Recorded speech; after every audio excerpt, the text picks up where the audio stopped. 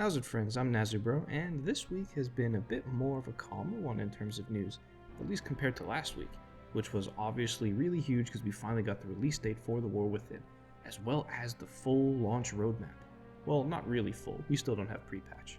In case you're out of the loop, we're gaming on August 26th, but actually the 22nd because early access is the thing.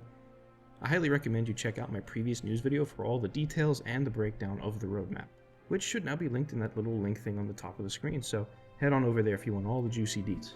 Now, just because this week has been a bit more chill doesn't mean we can take it easy. There's still new stuff to go over, such as the new pre-expansion short story featuring Moira and her half-Dark Iron son, Dagran.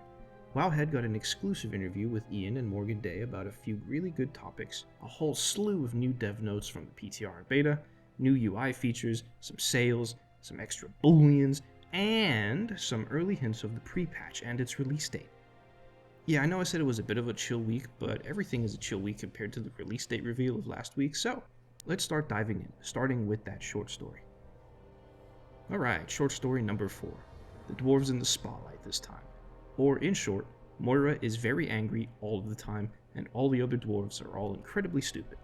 For real, this story goes on and on and on about just how fed up Moira is with dwarf kind, from her first-person perspective. It's honestly a bit much, to be honest, at least for me. The story does do this for a reason, which is to set up the stark contrast between what the accepted way for a dwarf to behave is, versus just how much of a black sheep Moira's son Dagran is. He completely contradicts every conventional dwarf in almost every way, which worries the other clan leaders because Dagran is an extremely important figurehead. Remember, he is the son of Dagran Thorison the First, the previous emperor of the Dark Iron Dwarves, making him the heir of the Dark Iron clan as a whole. And, since none of the Bronzebeard brothers have had any sons, this also makes Dagran the heir to Ironforge at the same time. That's 2 of the 3 major dwarf clans that should soon be answering to him. Get him a Wildhammer wife, and their child will literally be all 3 clans of dwarf at once. One dwarf to rule them all. The crux of the story centers around the discovery of an ancient shield that seems to be constructed with techniques and materials of all 3 clans. And the leaders of the 3 clans are arguing on who gets to keep the thing, as the clans usually do. Moira is sick of this and laments the failures of Magni as a father, while also expressing her immense frustration at how the men handle these sorts of debates. Meanwhile, Dagran, who is a huge nerd by the way, has like 30 Google Chrome tabs open, trying to decipher the runes on the shield and what it could all mean. All in all, he finds that the shield is ceremonial, and is basically a message from ancient dwarves calling the modern dwarves idiots for fighting all the time, justifying Moira's pretty over-the-top self-righteous attitude. Dagran begins to act his station a bit. Moira is proud, all happy at the end. So my takeaway from the story is I actually do like Dagran so far, but Moira was just a bit much. Dagran's more scholarly and gentle nature could set up some good character development for him, as he steps into the role of ruling the dwarves and maybe has to harden a bit. I did seriously not mean to make that pun, I swear. Either way, more Dagran character development means more dwarf time in the spotlight that isn't just Magni telling us about the Wounds Champion. Decent stuff, made me want to play my dwarf shaman more.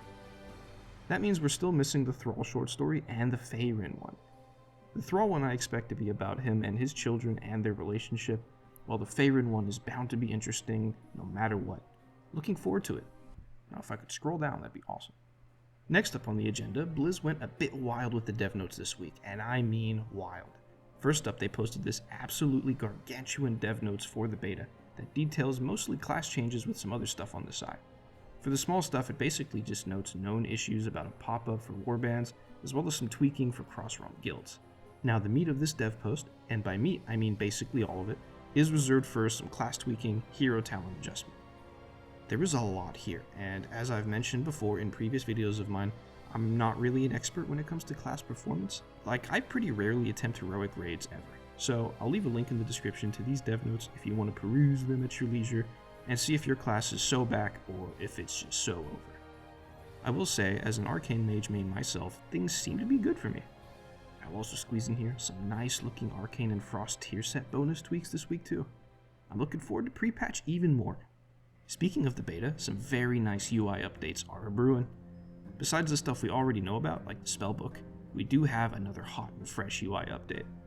So you know how in the live game, if you're just running around having a good time enjoying the scenery, and then you walk a little too close to a fence or something and all of a sudden you're slingshotted all the way to your character's business? Well, no more. Well, I say no more, but it's not 100% and could still be worked on, but it is still very nice.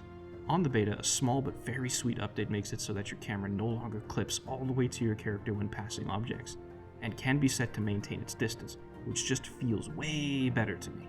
Now there are some quirks, namely it needs to be toggled using a console command, and the sensitivity needs to be adjusted by a console command, and some objects don't seem to be affected, but it is still in testing, so hopefully we can see some improvements. Good stuff. One last bit of juicy news from the beta, we have begun to narrow down the release of the pre-patch thanks to some helpful data mining. This time it's all thanks to the splash screen.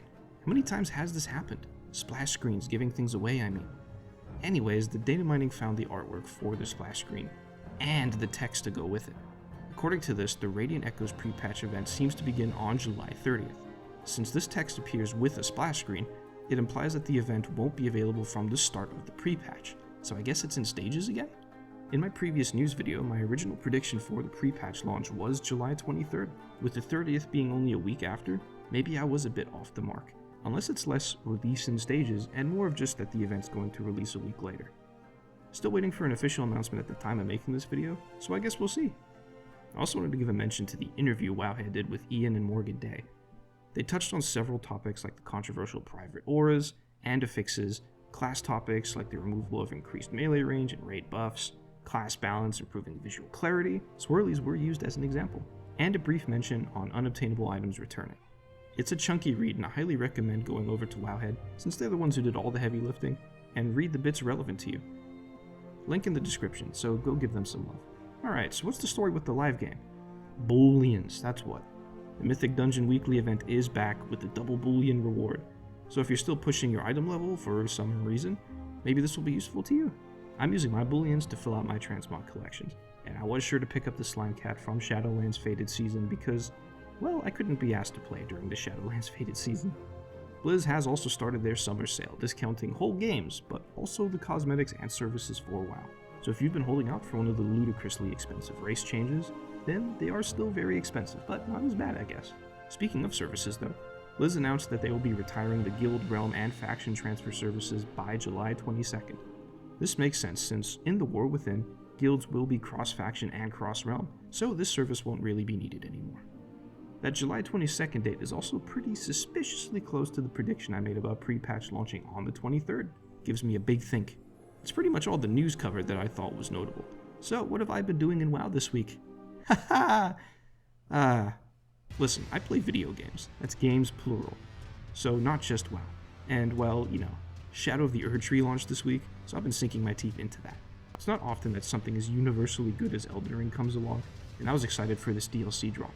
Let me know if you want my thoughts on it in the comments below. I do also play other MMOs whenever I just need a little bit of a break from WoW. I had been playing Final Fantasy XIV for a bit before it really blew up around when WoW was shitting the bed with Shadowlands, and I'm also gearing up for the game's next expansion too. Dawntrail looks fun, and I'm excited to dive into that next freaking week. And Guild Wars 2 is getting a new expansion in August as well. I'm not caught up with Guild Wars 2. I only actually started playing it a few months ago after playing through all of the first game and getting my Hall of Monuments rewards from that. Shout out to any of you who know what I'm talking about. So Janthier Wilds isn't a priority for me just yet. Either way, I've got my hands full, and I still want to dedicate myself to WoW news as well, as I want this channel to grow, so please, any feedback on how I can improve would be appreciated. Bit of a shorter video this week, but I'm fully expecting a pre-patch release date reveal very soon, maybe even by the time this video goes live, and I'll be out of date already. Other than that though, thanks so much for taking the time to watch this video. Please leave a like if you enjoy how I do things here, and subscribing would mean the world to me. Until next time friends, stay safe.